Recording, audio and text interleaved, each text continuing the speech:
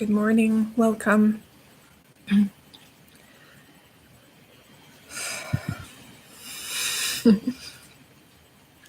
It's kind of funny. I always sit here for a while before I start, and yet whenever I start, I still feel like I have to take an exhale and still arrive. So we want to close our eyes or soften our gaze.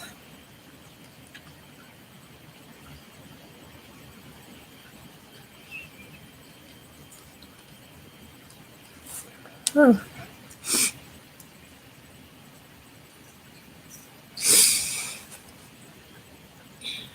Just really being here with whatever's here.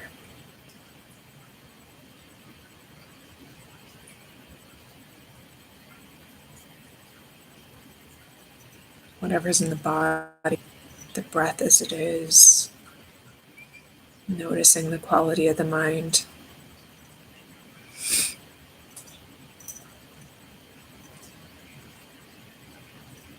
And even noticing how we can notice the mind and notice the body.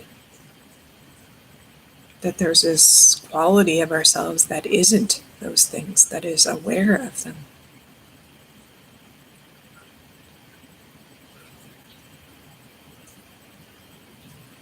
That is silently in the background, just paying attention to everything that's happening. Not involved, just there.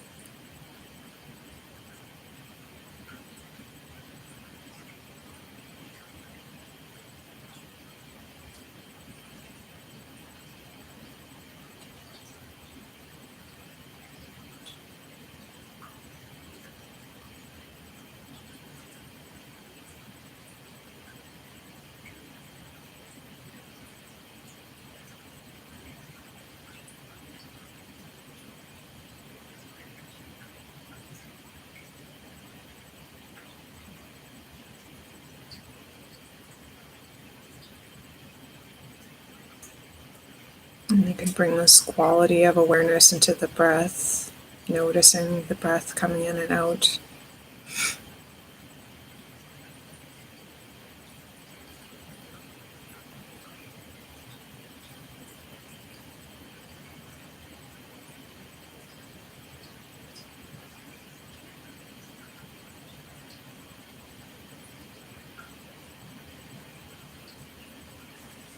Noticing if there's any even subtle efforts to try to control the breath.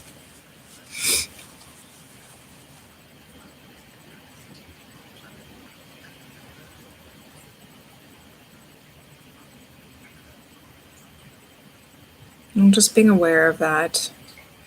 Seeing if there's any space to drop that, to just let the breath be as it is.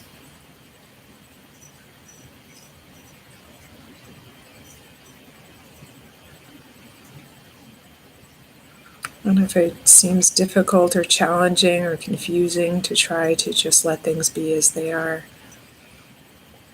to even allow that to be there. This maybe confusion or this subtle efforting, not knowing what's effort and what's not. If that should be your experience.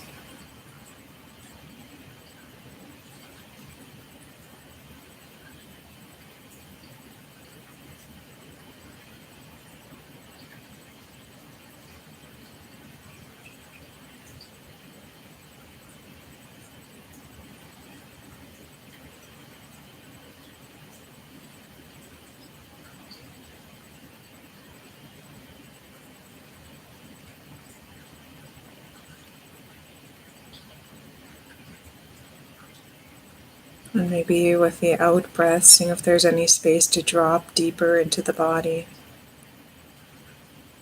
As if we're letting gravity take hold of us and drag us down.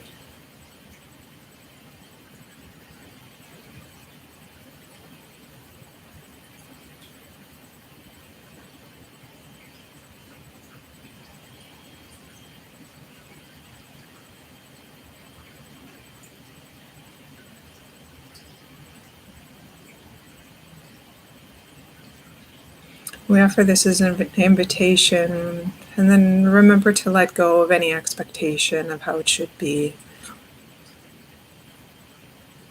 or comparison to how it was yesterday, or how you think it should be.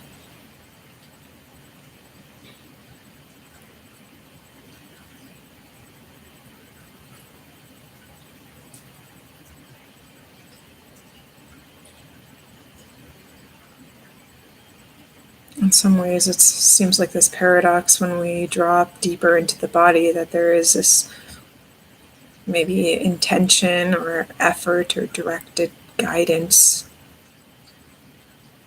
But yet, in another way, we might be able to feel how there's this subtle efforting that's already existing in the body. And this invitation to drop more deeply is a relaxing of that efforting.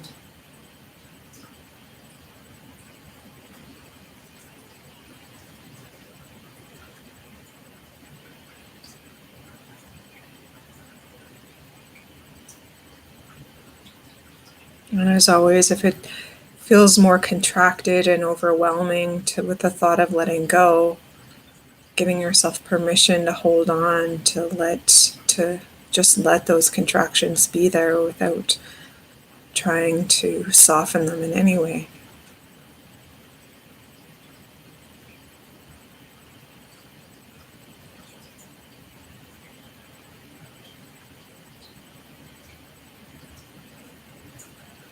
And just exploring how our experience changes through granting ourselves even this permission. Permission to be as we are, even in the difficult, challenging, tense aspects of our being.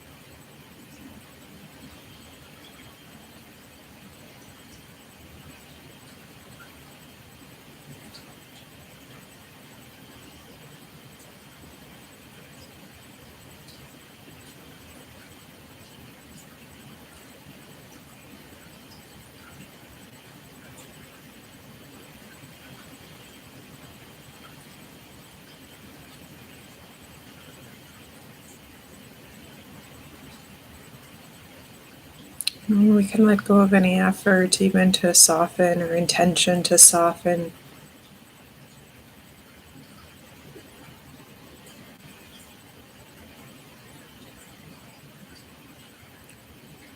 Just resting in our beingness.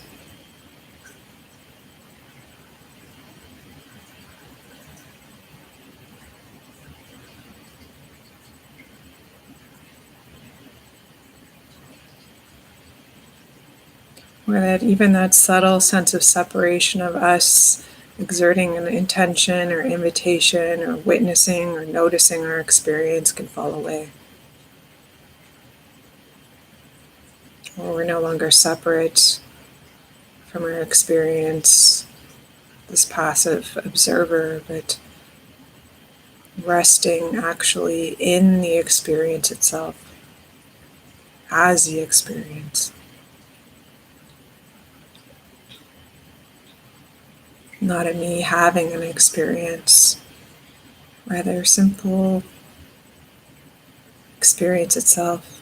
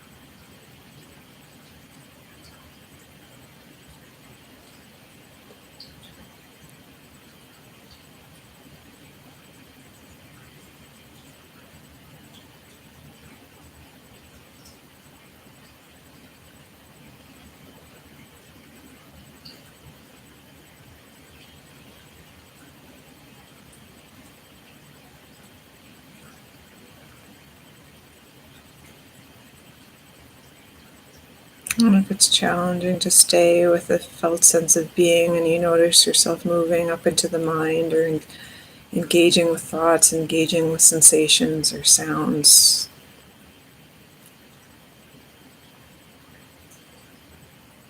just coming back into the breath, noticing the breath, or following the breath, or grounding yourself by noticing the sensations of your feet on the floor.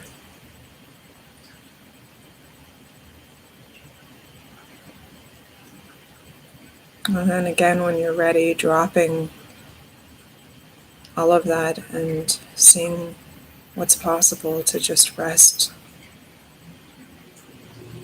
without any movement or any intention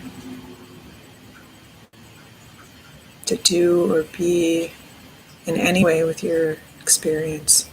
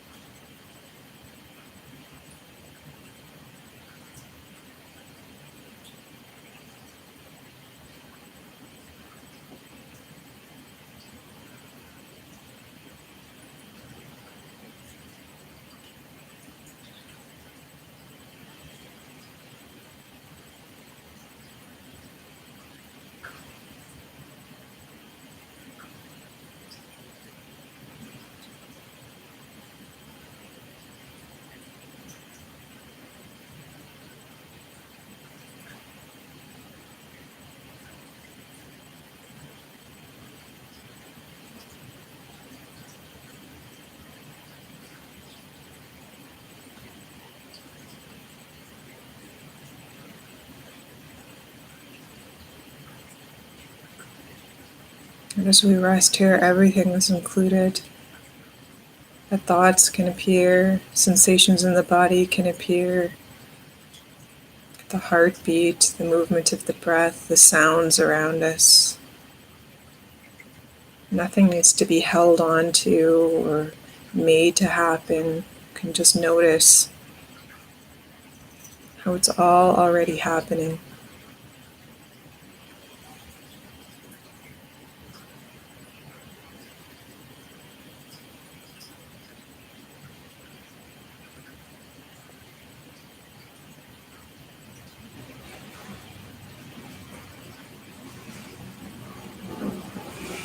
Without even the subtlest of effort to make something happen.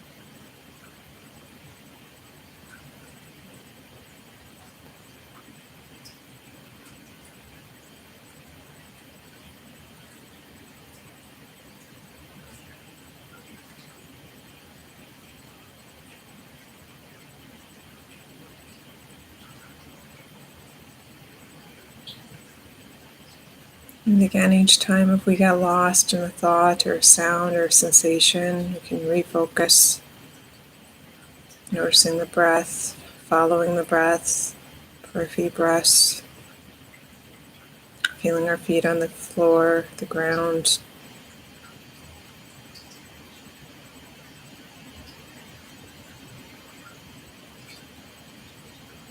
until we feel ready, and then we can come back and just rest. Rest in our home, this place we can call home.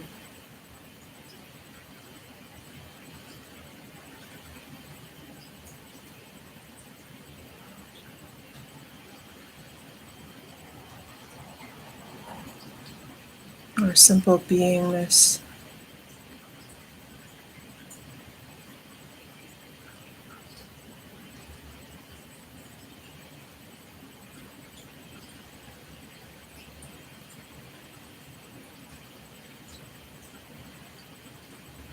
And stories might appear that this is not enough, that this can't be enough,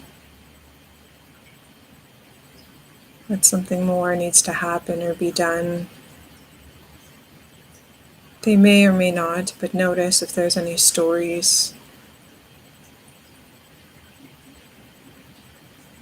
And just seeing if you can drop them for now. Not carrying this on past this moment itself, projecting anything into the future, past, about what resting here means.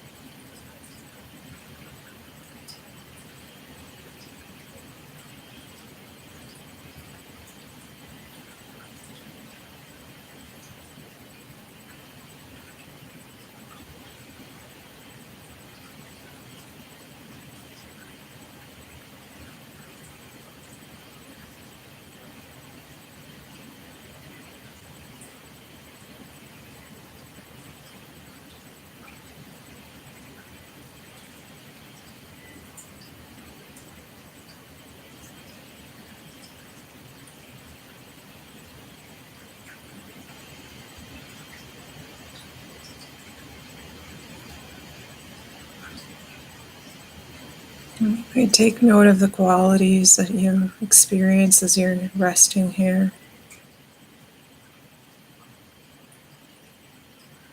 Just really pay attention for yourself, maybe You might feel peaceful, calming. You might feel very relaxed, grounded. It might even be qualities of joy or bliss, ease, love.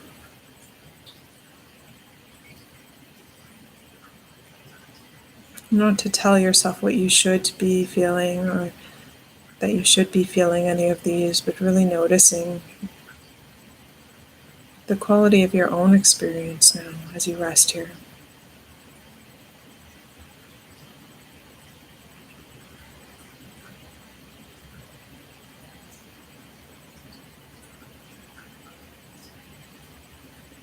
Maybe it feels complete, whole,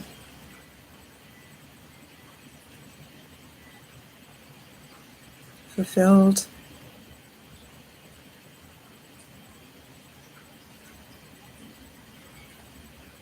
Again, it's not that you need to be feeling any of these qualities or noticing any of these qualities, but those might be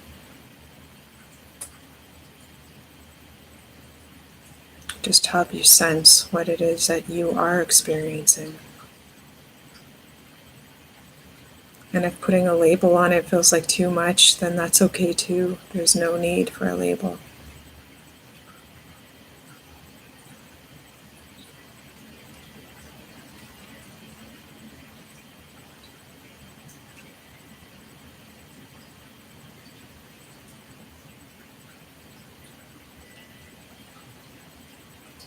And then we can just notice again if any tension has creeped in. And again, give that invitation to soften, to relax, to become heavier.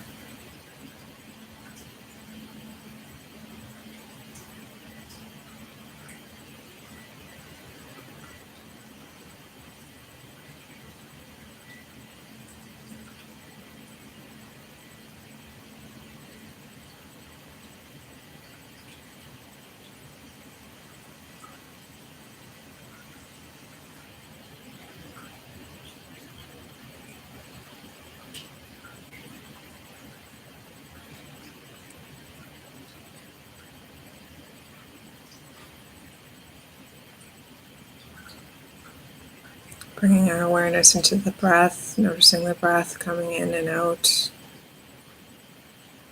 all on its own volition.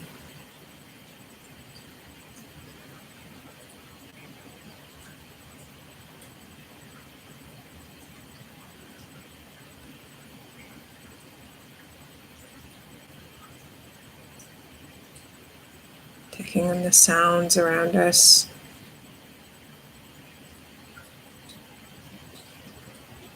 Even noticing if there's any possible reaction or response to them in the body.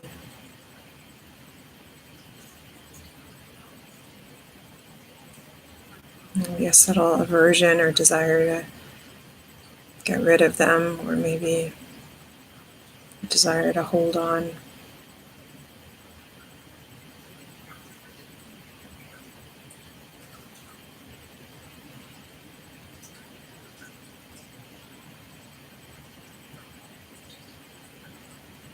Or if the mind comes in and wants to label and categorize what you're hearing.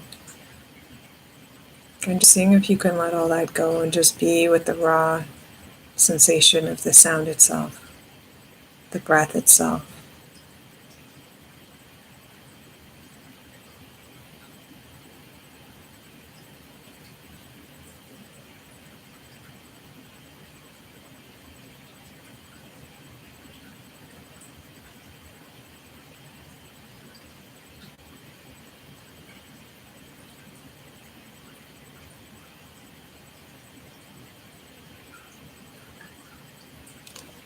We can begin to open our eyes.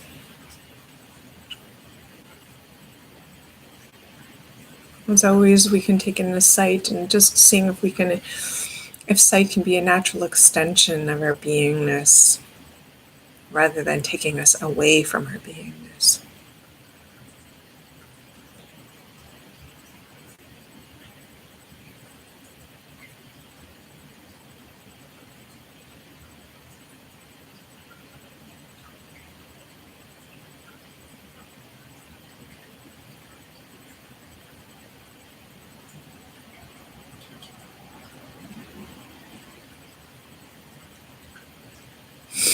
You may be able to pay attention to that subtle movement when we move away from our beingness towards what we're seeing versus when we're allowing what we're seeing to come to us. You might notice a subtle difference in your experience in the body.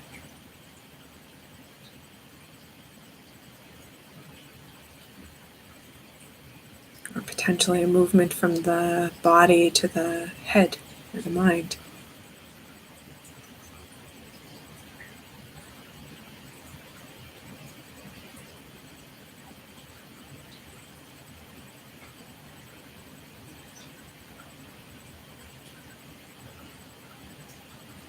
Can come back, meet each other here.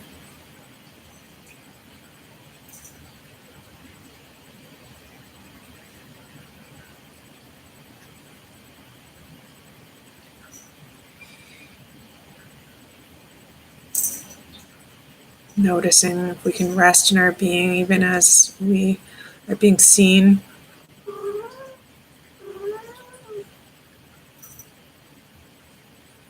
Maybe even giving a little bit of space for any emotion that might want to come through.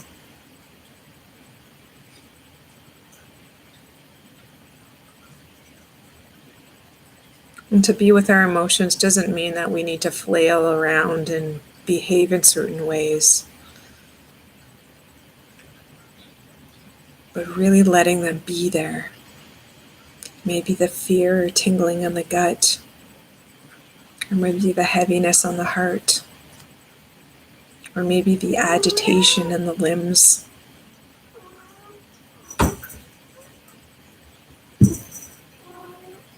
Or maybe tears.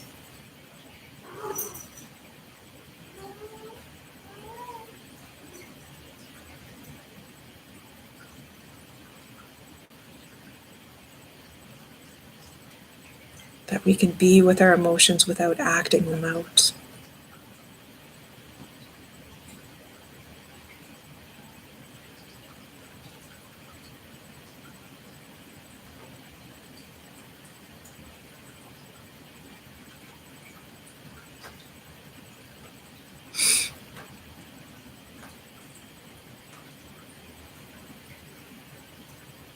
We're not trying to force an experience here. Maybe there's nothing, and that can be okay.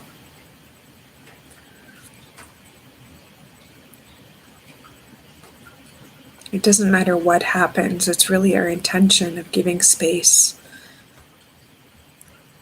granting those emotions permission to be, permission to express. When and if and as they need, as they desire.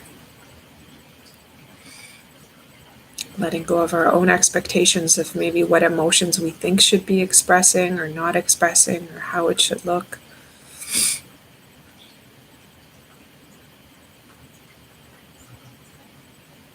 Sometimes we might feel intense heaviness on the heart, and yet there is no movement for that sadness to be expressed. In that moment, anyway. And can we be okay with that?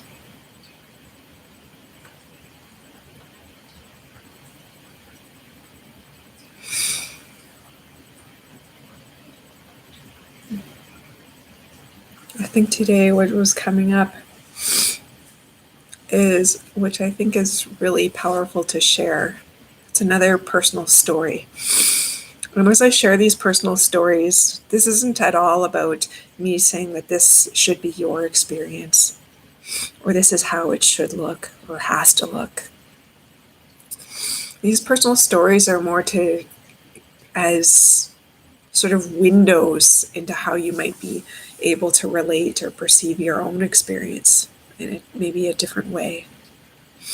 Maybe the exact storyline or the exact movements of how they happen or behaviors are different.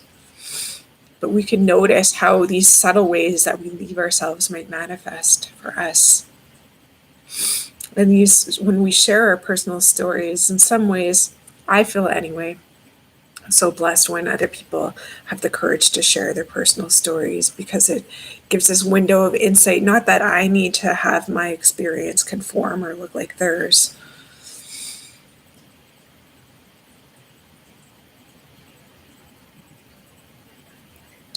But it gives me clues as to how I too might be abandoning myself, leaving myself, distracting myself in some way, moving away from my experience of simply being here and now. These patterns of the mind that take me into future scenarios, these patterns of the mind that keep me acting in ways maybe that are dysfunctional or that actually I don't even enjoy or serve me, that are rooted in fear.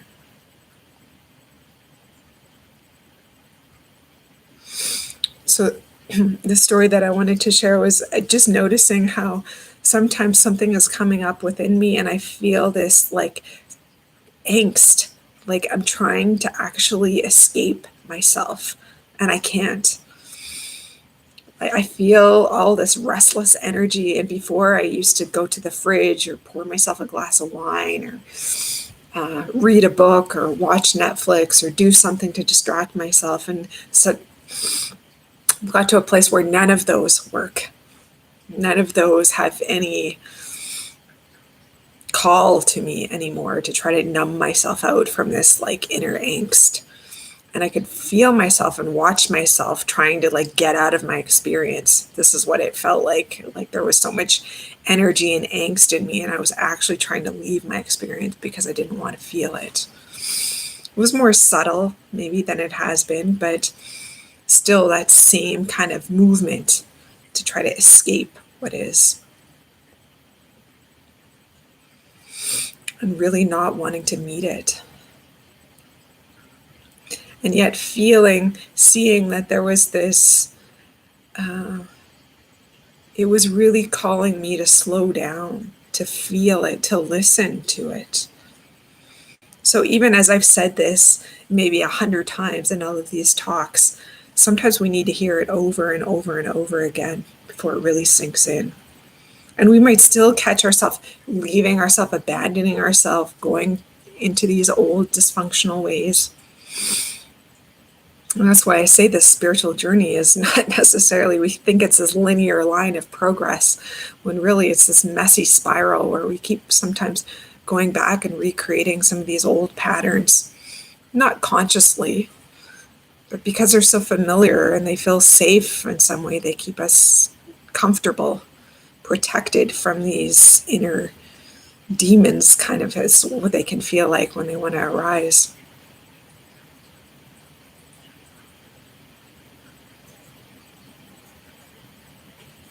And then having the strength, finding somehow the strength and courage to sit in it and face it and just feel it and noticing. Suddenly all of these insights started coming. That I've been talking to my experience rather than listening to my experience. I've been in subtle ways.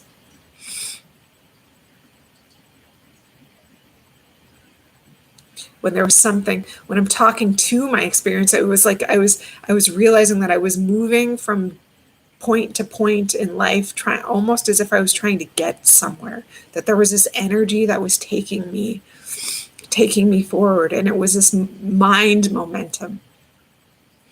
And when I find myself moving from the mind, it's usually these stories of shoulds and shouldn'ts and trying to preserve a certain future, trying to protect something. It's filled with ideas of the past rather than what authentically feels true in that moment.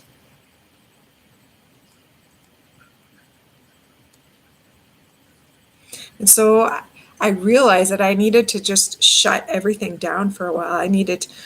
a couple days where there just weren't these distractions. I even turned off my phone. Everything felt like one step too many. It was taking me away from myself.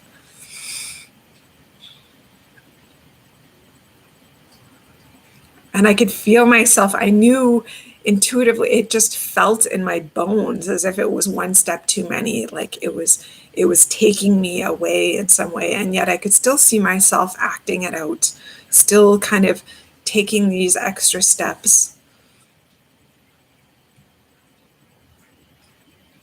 Then eventually come to slowing it down, feeling that angst. And then all of these intuitive insights suddenly came. Not that this is always how it happens. For me, I didn't realize that there was all this angst. It was so kind of subtle in the background of my experience that I just felt like I was being with the emotion as it was coming, but there was something more that wanted to be met in it. And for me, I can tell as that angst starts building up and the mind starts spinning, that there's something that's not being met. Something deeper that wants to be felt, that wants to be known. And this is my experience. It may not be the same for you. However, I think there's a lot of similarities in our experiences as humans, that when we're trying to avoid something, then we start getting busy. So picking up more shifts, maybe working more or doing more of activities, so then we're not quite there fully available to be with ourselves. There can be these subtle ways that we distract ourselves. And it became aware to me that, oh, I was kind of doing a little bit of that. I was trying to keep myself busy so that I didn't have to feel this discomfort.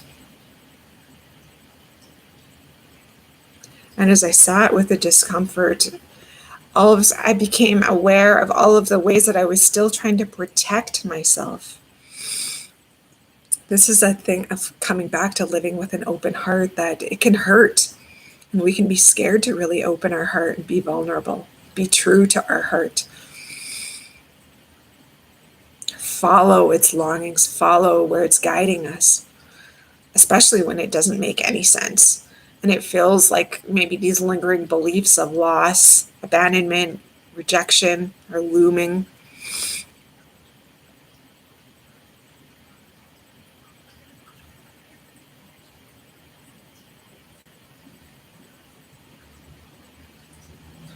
Suddenly it became aware to me that I had all these protective layers that I was putting on my heart.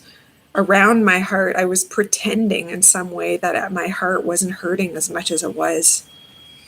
That I was trying to convince myself in some ways that I didn't care about certain things as much as I did. That it wasn't affecting me as much as it was. That I was trying to, in some way, subtly spiritualize the pain. Telling myself that I needed to sit with it and breathe with it and feel it, when really it was wanting to move me in the exact opposite direction. To not just feel the pain, but it was calling me outward to show me how I had been limiting the expression of my heart in certain situations in my life. Out of all of these fears, trying to protect myself in some way, protect myself from being vulnerable, protect myself from being hurt, protecting myself from loss.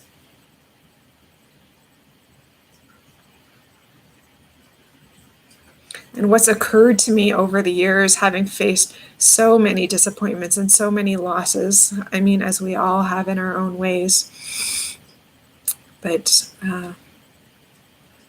yeah, for me, the last few years has been a heavy hitter in losses. That when we really face them, sit with them, that there can be this awareness that there really isn't anything to lose, that we lose when we don't express our authentic expression. When we try to hide what we're feeling, we try to protect our vulnerability, when we don't express it to the world, we don't give our love to the world because we might be scared that it won't be reciprocated in the way that we want. And suddenly it became aware to me that it wasn't just about sitting with the emotion. It was part of it, going inward to meet the emotion, to see what it was asking. But sometimes we can stop there too quickly. And this is what I noticed within myself, as I had stopped there thinking that was all that was being asked of me. And the rest was just my expectations, my neediness that I was putting on life.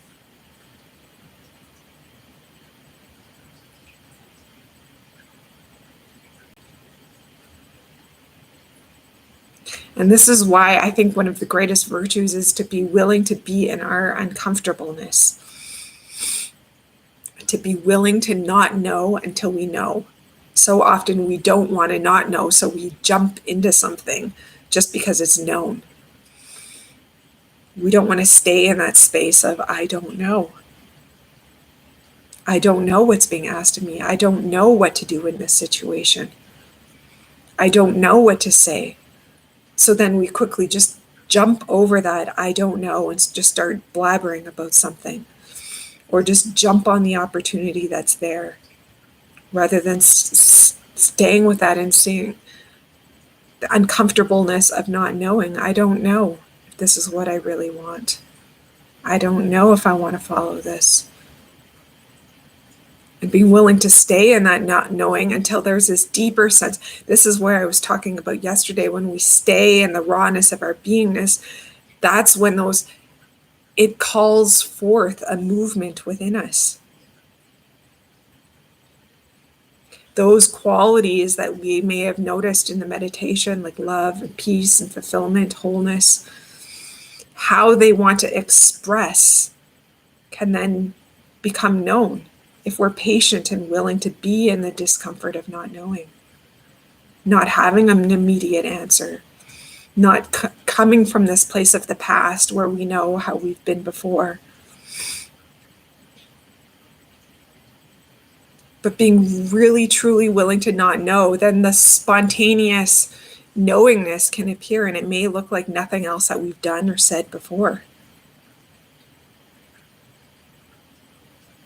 And so being willing to sit in this not knowingness, suddenly it became aware that I had been stopping the process too early, that I had been sitting in the grief and the loss, the fear of the loss. I'd been meeting all of those emotions, but there was something that was subtly dismissing the expression of the love, of that peace, of that wholeness in my heart that wanted to come through, minimizing the humanity of it all. And this is something that can happen with so many of us that have been on a spiritual journey for a while, is we can be lost in, I'm not supposed to need, I'm not supposed to want. I'm supposed to love everyone equally and not have any specials, anyone that's special to me. I'm supposed to be able to just let things go. Everything is my projection, so then I just sit with it. But then we end up missing this other half, this half that wants to express that beingness as it wants to come forth and manifest in the world. And it's not about manifesting from here what we think we want, what we think we need to be happy, but a manifestation of the love and peace and happiness that's already at our core, at our beingness. So we meet these dark emotions, these emotions maybe of fear, of loss, we meet our neediness.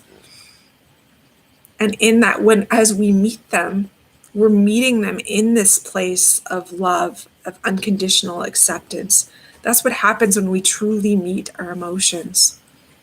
When we're no longer resisting them or fighting them or separating ourselves from them, that there's me over here and there's this anger over here that I need to get rid of. But when we let ourselves merge with the emotion, And we have to be careful here, because when we think we merge with the emotion, it could mean that we're merging with the emotion and then just blindly, unconsciously acting it out. But it's this conscious merging of the emotion, where we're not separating ourselves for it, but we're still in this place of open awareness, holding it in this place of loving attention and allowing its wisdom to come forth, showing us what it's trying to be, show us, reveal to us. Maybe it just wants to be felt and met. Maybe there's some expression that wants to come forth from it. But even that, if there's anger and it's met in this place of open, unconditional love, that even that expression then is infused with love as it comes out through us. It may not look maybe what people perceive as the most loving, kind, compassionate. It may be fierce, but it's still then imbued with this quality of love, of non-separation, where we're not separate from the emotion or condemning the emotion or even condemning someone else. Nothing is made wrong in the process. Our own experience of the emotion, maybe the anger that we're perceiving in another, with the event that we're reacting to, all of it is held in this open, loving space. And when all of that is held in this space, then that whatever wants to come through us naturally has this quality of peace, of love, of wholeness.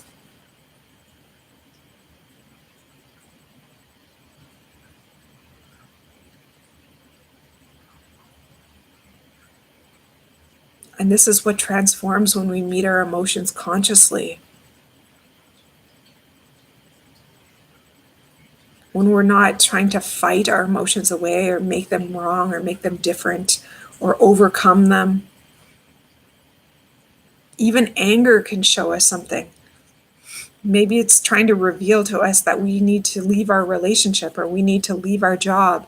That something is just, or we need to have a conversation maybe that we haven't been willing to have. Or maybe we need to set some boundaries. Who knows what it might be trying to reveal to us. But there can be wisdom in every emotion. Even the despair, when we go deep into our despair, our hopelessness, that even there we can find this sense of love and connection.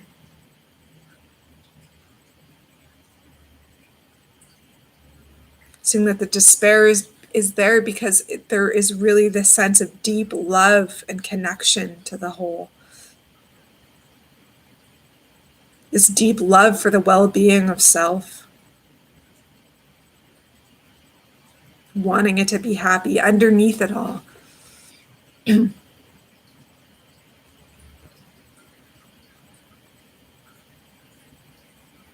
as I sat there and realized that I was stopping the process too early, that there was really this expression that wanted to come forth that I was holding back out of fear.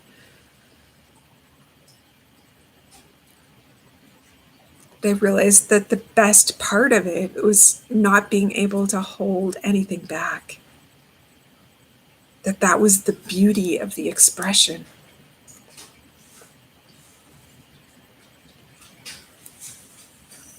That it is in limiting that love, limiting the expression of that love, that was actually making me manifest the exact things that I was afraid of.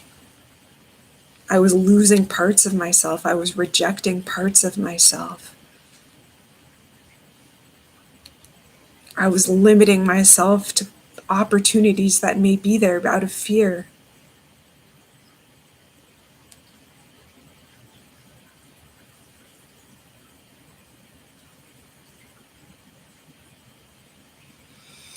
But I guess what I've come to discover over the years is that it's not so much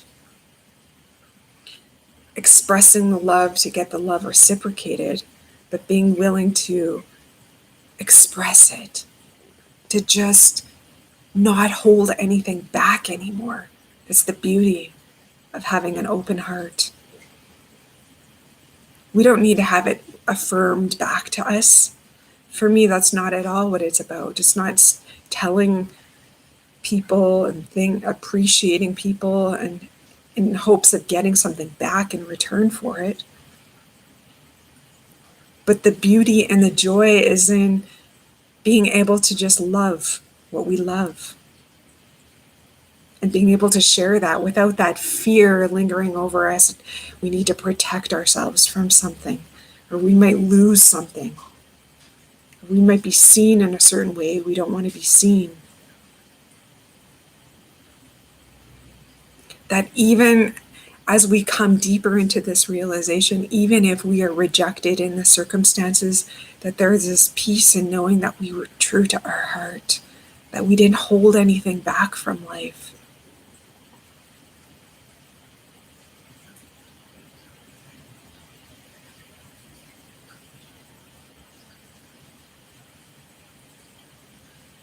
And this is what I've seen so often as we talk about people dying, watching people die.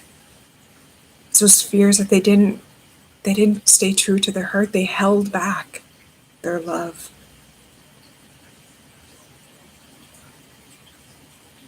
And we say love and we can think of it in such a simplistic term that it's me and one other and an intimate partner, and this is what it looks like and this is how it plays out. But love in the big sense, as we meet more and more parts of ourselves, we discover that actually we really love everyone, everything.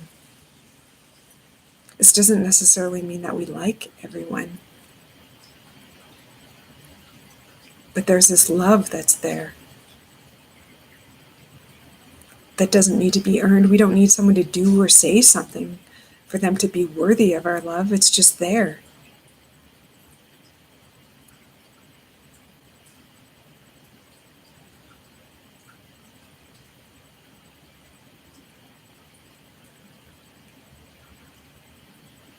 And that we really deprive ourselves when we don't allow it to be expressed. We live in all our defenses and protective mechanisms to try to keep ourselves safe when really we cut ourselves off from the intimacy that we so long for.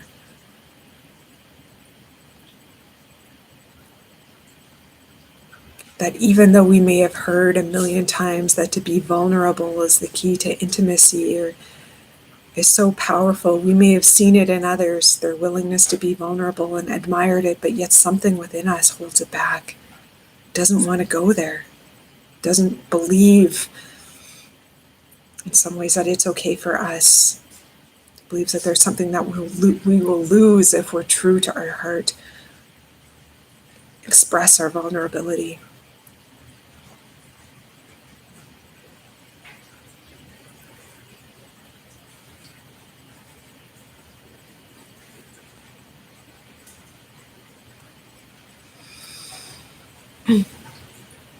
Let me see.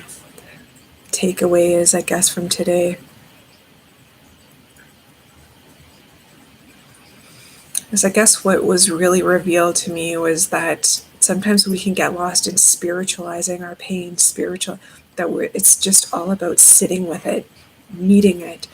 When there's this other aspect of spirituality which wants to express itself in the world.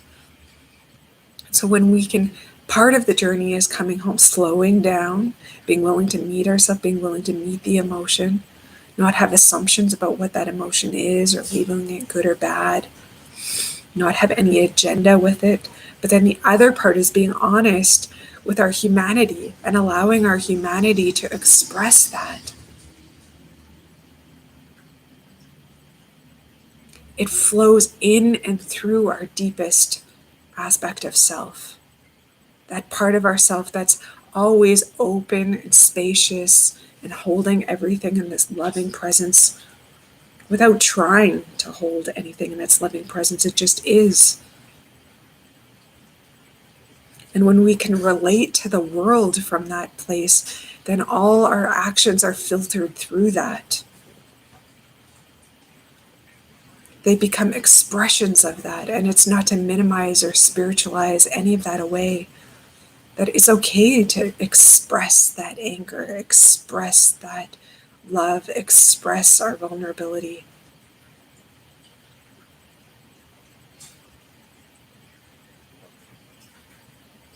That we can sometimes shut the process down too early. Or we could dismiss the first half of the process and then just go into the second half and just blindly, not really truly meeting our emotions, but then acting them out. And then we might discover all kinds of agendas and motives that are, if we're willing to be honest and humble, that are actually at play in that expression. This is why it's so crucial to come back and to feel, to meet the emotion, to meet our experience as it is. To bring it into that space of loving acceptance, where we merge in a conscious way with the emotion. And then allow it to express. Then it comes from this much more, this place without any attempts of trying to control or manipulate or get something from it. It comes from this very pure, innocent place that doesn't need anything in return for its expression. Even anger can be expressed in a fierce way, coded in love. And it doesn't need to get anything in return. It doesn't need to get a certain result. It doesn't dismiss that there might not be a preferred result that we want or preferred outcome that we want. But we're not living for the outcome. We're not living and controlling ourselves to try to meet a certain outcome. We're living from here first. Here outward first, rather than from the outcome inward. So often we look at the world, the outcome that we think that we need to be okay, and then we start manipulating ourselves and to try to be in alignment with that outcome. Then we're not connected to that deep place within us. That deep place within us will act. It will express its love. It will express even its rage at times. But again, it comes from this much purer place, which is not looking for validation. It's not looking for specific outcomes. Yes, it might have preferred outcomes. This is part of our humanness. Of course, we're going to have things that we prefer over others. But it doesn't need that in the same way. It doesn't need that outcome to be okay. We're not trying to control and manipulate our expression so that we get the outcome. What's more important in the expression is that we're acting from the truth of our being rather than getting the outcome that we want. Knowing that we lived in authentic harmony with the deepest part of ourselves and we're willing to express that in the world is the payoff, not the outcome. So often we think that the outcome is the payoff.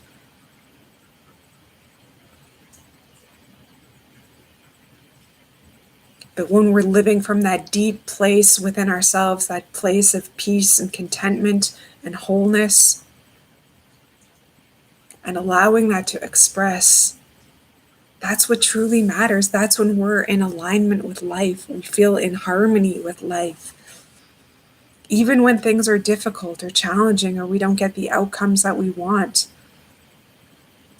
So often I've spent time lately reflecting on all of the things that I didn't get that I wanted and how still there was a sense of such integrity of how somehow grace showed up through me in those moments.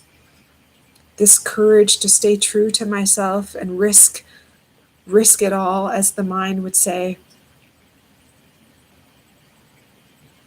is the beauty is the beauty of the beauty of being alive.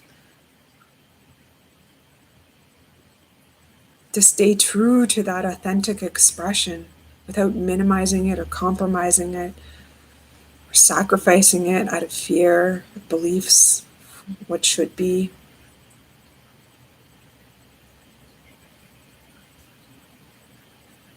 And this is what can happen when we create these little pauses in our life where we're not just moving on momentum, moving from one thing to the next, but we take moments to slow down, and listen. Move from that more shallow surface part of our experience, not to minimize it, but that's just one aspect of our experience, to move and have it influenced by this deeper part of ourselves.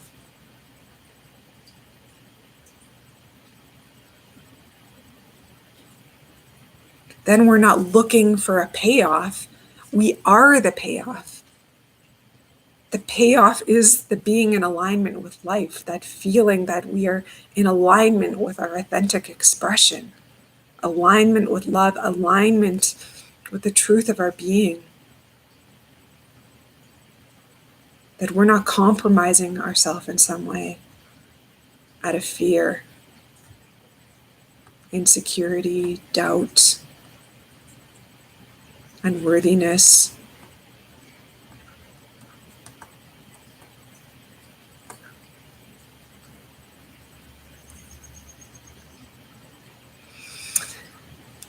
Okay, my friends, thank you so much for joining.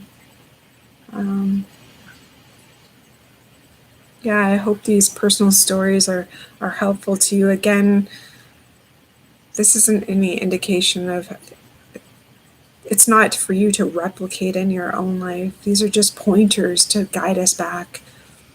You might discover totally different things, but the point is simply that we take these moments of pausing within ourselves and meet our experience and allow it to be permeated by those deeper parts of ourselves. Then our expression comes alive in a whole new way. A vibrant, spontaneous aliveness comes through us. And just before I close, I also wanted to remind you that I'll be here tomorrow, and then I'm taking a couple weeks off, and I think it's October 5th. Just going to check the date. Yes. So I'll be back on I'll be here tomorrow, and then I'll be back again on October 5th. Same time, same place, Monday to Friday, 9:30 to 10:30 Mountain Time. Okay, thank you again. Be well, enjoy your day. Thank you.